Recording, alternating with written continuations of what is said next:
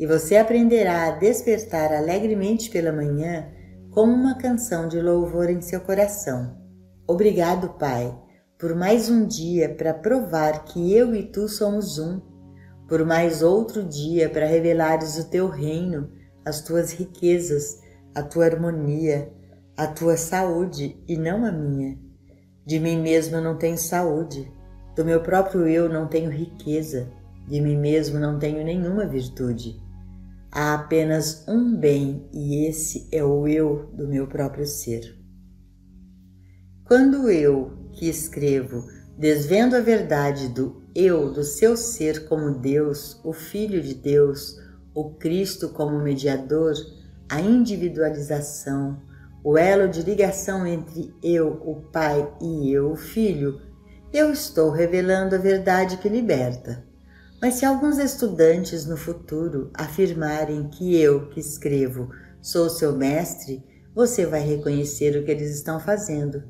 Eles estão colocando o véu de volta sobre a verdade, o que significa que alguém quer ficar rico ou poderoso, ou alguém é muito estúpido. Tem que ser um mal ou tem que ser estupidez. Apenas puseram o véu de volta sobre a verdade através da estupidez, por ignorância do significado da palavra eu, personalizando-a.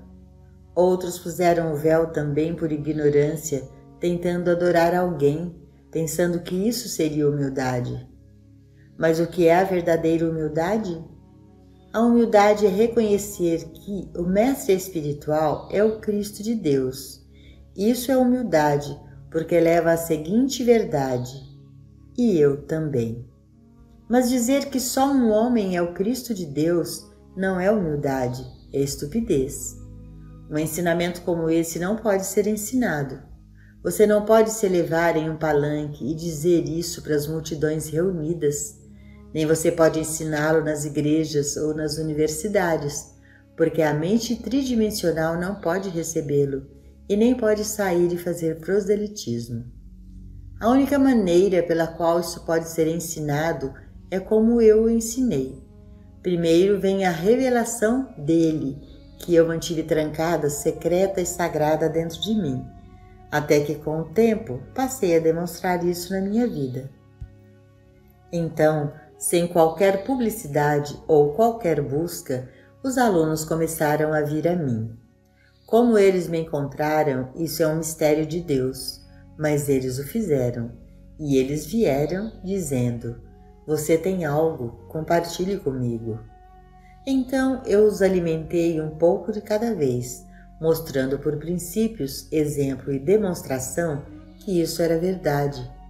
Então, finalmente, depois de 10 ou 11 anos, eu poderia remover completamente o véu, dizendo: aquele que me vê, vê o Pai que me enviou. Aqueles que de fato ouviram não foram embora e nem interpretaram mal a mensagem, porque ao longo de todos esses anos eles viram que eu jamais me coloquei afastado deles, mas sempre revelei que toda a verdade falada sobre Jesus Cristo ou qualquer um dos santos ou sábios do passado ou do presente é a verdade a ser realizada por toda e qualquer pessoa. Somente uma divindade. Sua responsabilidade, em primeiro lugar, é ter a palavra eu sagrada e secreta em sua consciência. E que assim seja, que você se mantenha em retidão. Mantenha essa verdade trancada dentro de você, até que pouco a pouco as linhas começam a desaparecer de suas bochechas, se elas estão lá. A preocupação começa a sair da sua testa, se ela estiver lá. O medo começa a sumir de sua mente e de seu coração, se ele lá estiver. De repente, você descobre que uma presença foi antes de você para endireitar os caminhos tortos, sem que você a tivesse conscientemente enviado para isso. Então você vai descobrir por que a Escritura enfatiza que Deus não está no redemoinho. Deus está na serena e pequena voz. Onde está essa voz pequena? O Mestre nos diz que o lugar permanente de Deus não é nem aqui nem lá, não é em montanhas sagradas ou em templos sagrados, mas dentro de você. Este é o lugar onde a voz pequena e silenciosa está, dentro de você. Pode demorar 1 mês, 1 ano ou 10 anos antes de você poder quebrar a crosta do sentido pessoal e poder finalmente ouvir essa voz pequena e silenciosa dentro de si mesmo. Mas quando você ouve, ela, a voz, diz: fique quieto e saiba que eu sou Deus. Mas ela não diz que Joel ou Maria é Deus. Não, não. Não diz que William ou Robert é Deus ou Mildred. Diz sempre eu. E você sabe o que mais ela diz? Não temas, porque eu estou contigo. Eu nunca te deixarei, nem te abandonarei. Não tema, pois embora seus pecados sejam encarnados, no momento do reconhecimento desse eu no meio de você, você fica branco como a neve. Se você é o melhor ser humano na face da terra, não está mais perto do céu do que o pior. Nenhum ser humano entrará no reino de Deus, mesmo que seja tão bom quanto João Batista. O menor dos que reconhecem sua unidade com o Pai é maior do que João Batista, mesmo sendo o maior profeta hebreu. Por quê? Porque ele ainda tinha um Deus separado de si mesmo. Ele ainda olhava para o outro alguém como a luz do mundo em vez de dizer: ah, sim, de fato, ele é a luz, porque ele reconheceu a luz e está nos revelando. Vai e faz o mesmo.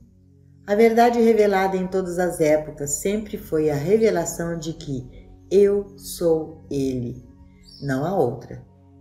Existe apenas uma entidade, apenas um ser, o eu sou o que eu sou. Esse eu no meio de nós, a divindade de todos nós. O véu sempre desceu quando esse título foi coberto por uma pessoa e todas as outras foram consideradas como vermes na poeira. Mas a verdade é que esse eu é o próprio Deus. Não faz diferença se você se refere ao eu como filho de Deus, porque Deus o Pai e Deus o Filho são um. No começo ajuda muito se percebermos que eu sou o Filho de Deus, herdeiro de Deus, co-herdeiro de todas as riquezas celestiais. Em seus últimos estágios de seu desenvolvimento espiritual e por causa de sua unicidade, o Mestre ainda diria: aquele que me viu, viu o Pai. Para ter a certeza de que ninguém perca o caminho, advertimos aos nossos alunos nunca dizerem eles mesmos: eu sou Deus. Não é nem mesmo sábio expressar uma declaração como: eu sou o Filho de Deus. O caminho ideal é apenas dizer eu e pensar no que ele significa. Então, no tempo certo, você ouvirá a voz dizer: eu, dentro de você, sou Deus. Eu, que estou mais perto de você do que sua respiração, sou Deus. Quando você ouvir isso, você terá feito contato com sua fonte. Normalmente, se você simplesmente repetir as palavras, você estará apenas dizendo coisas a partir da mente ou do intelecto. E quando saem dessa mente ou intelecto, elas não são verdadeiras. É apenas quando elas vêm do próprio Espírito de Deus que elas expressam a verdade. Permaneça secretamente na verdade do ser. Esta é a era em que a verdade está revelando-se em nós, para nós e através de nós. Esta é a era. Esta mensagem não é minha, eu não a inventei, não a descobri, nem a criei. Era uma revelação e agora está correndo o mundo.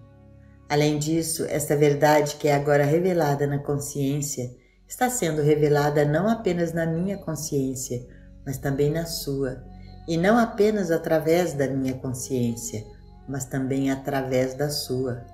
Mas você precisa não falar, você não precisa falar disso. Você não precisa fazer proselitismo com ela. Você só precisa permanecer com ela e nela. Permaneça com esta palavra dentro de você e você estará pregando a todos, mas no silêncio, aos que são receptivos. E você, em sua vida, talvez nunca saiba quem a recebe. Minha experiência tem sido que quando esta verdade é revelada em minha consciência e realizada nela como sagrada, alguém sente isto em algum lugar. De uma maneira ou de outra, aqueles receptivos e responsivos à verdade serão levados a ela, seja para uma pessoa ou para um livro. A responsabilidade que está em seus ombros não é ir para o mundo ensinar ou pregar, porque isso não é da sua decisão, mas de Deus. Sua responsabilidade está em viver e demonstrar vivendo. Isso é tudo. Daí em diante, o Eu, que é a sua divina consciência, conhece as suas necessidades e o conduzirá para a sua atividade legítima. Vai levar você exatamente no caminho em que você deve ir. Quando Pilatos perguntou ao mestre: "O que é a verdade?", o mestre ficou em silêncio. Como poderia ele dizer a Pilatos, a qualquer Pilatos: "Eu sou a verdade"? Eu mesmo detestaria dizer isso para a maioria dos meus alunos. No entanto, o discernimento espiritual me revela que eu sou a verdade, a única verdade que existe.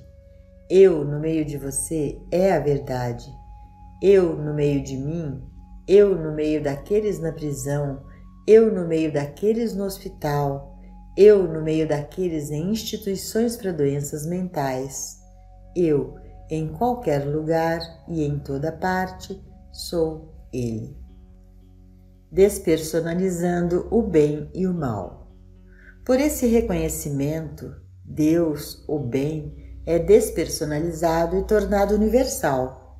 E a despersonalização é um dos grandes princípios que estamos lhe propondo. Despersonalize o mal, de modo que você não reconheça nenhum homem, mulher ou criança como o mal. O mal é a atividade da crença em dois poderes, o que foi chamado de mente carnal ou mortal.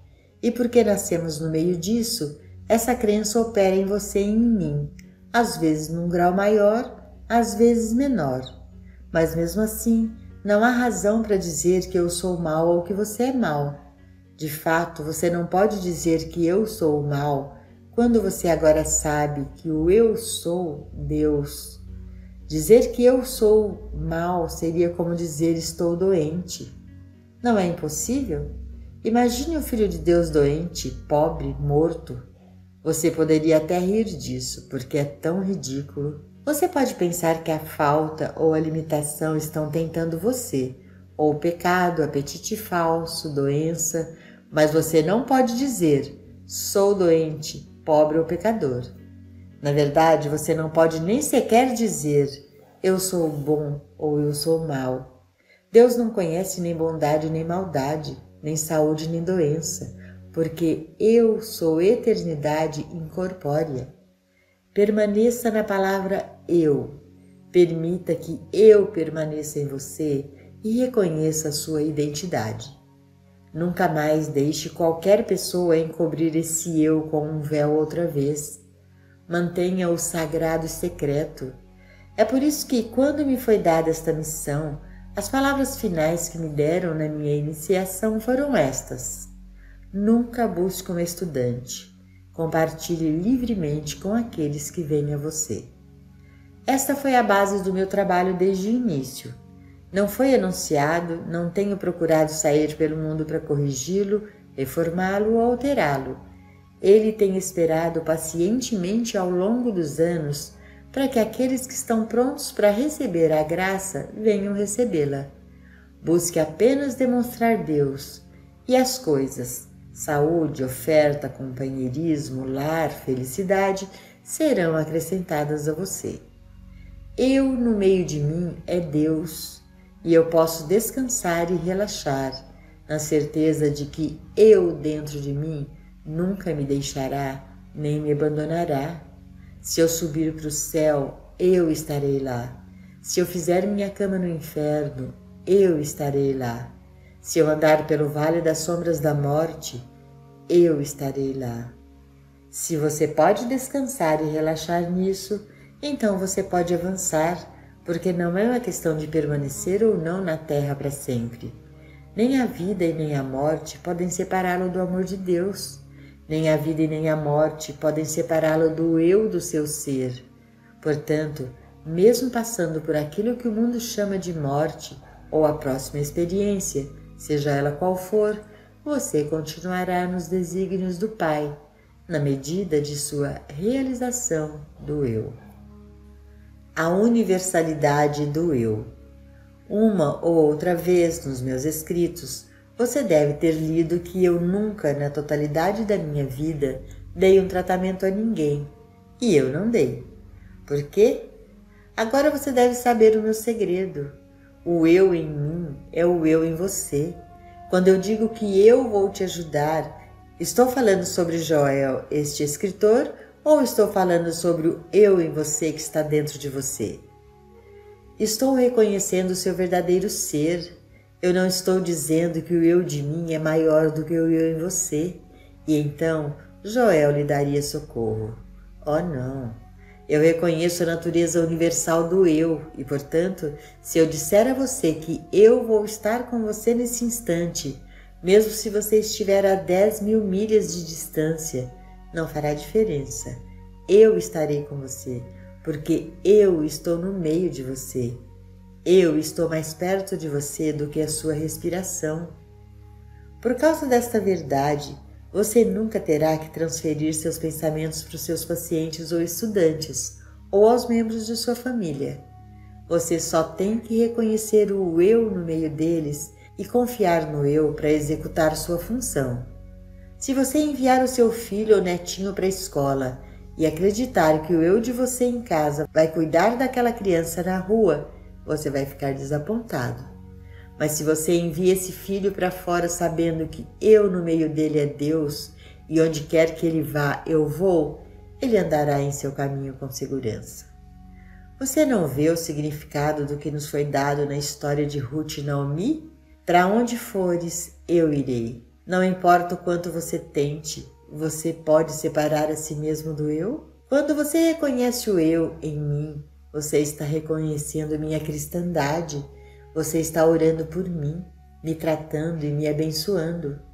Quando eu reconheço que o eu no meio de você é sua cristandade, sua filiação, essa é a única oração ao tratamento que posso fazer. Caso contrário, eu estaria meramente exercitando o poder de uma mente sobre outra, e isso não faz parte da prática do caminho infinito, que nunca se baseou em sugestões mentais. Não é uma prática de uma mente controlando outra, ou de uma mente forte que estrutura uma mente mais fraca.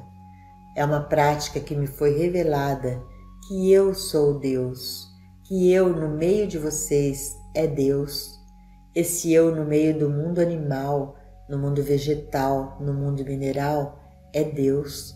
E, portanto, minha unidade com Deus constitui a minha unidade com todos os tesouros espirituais do céu e da terra. Somente em virtude da minha unidade com o Pai tenho acesso à saúde, riqueza e abundância de todo o bem espiritual. Suficiência total da graça do eu. O caminho infinito ensina que você pode orar por qualquer coisa que você quiser, desde que seja algo espiritual. Isso pode ser um choque para você, porque agora você não pode mais orar por saúde física, nem por riqueza material. Você não pode orar por emprego nem por felicidade. E você não pode orar por uma casa. Você só pode orar pela graça divina. Você está limitado a orar pela graça divina. Fala, Senhor, teu servo escuta. Isto é uma oração. Tua graça é minha suficiência em todas as coisas. Isso também é oração. A essa oração acrescentamos: há uma suficiência da tua graça sempre presente em minha consciência. Há uma suficiência da tua graça, seja qual for a prisão em que eu me encontre, física, mental, moral ou financeira. Há uma suficiência da tua graça presente comigo agora para satisfazer a necessidade deste momento, e tua graça é inteiramente suficiente para este momento. Há uma razão para isto. Em Deus não há tempo, há apenas um eterno agora. Algo que está constantemente no agora nunca muda, nunca se torna ontem ou amanhã, é sempre agora. E agora há uma suficiência da graça de Deus para a necessidade deste momento. Sua conscientização disto faz deste momento um contínuo de graça pelo próximo 1.000.000 de anos.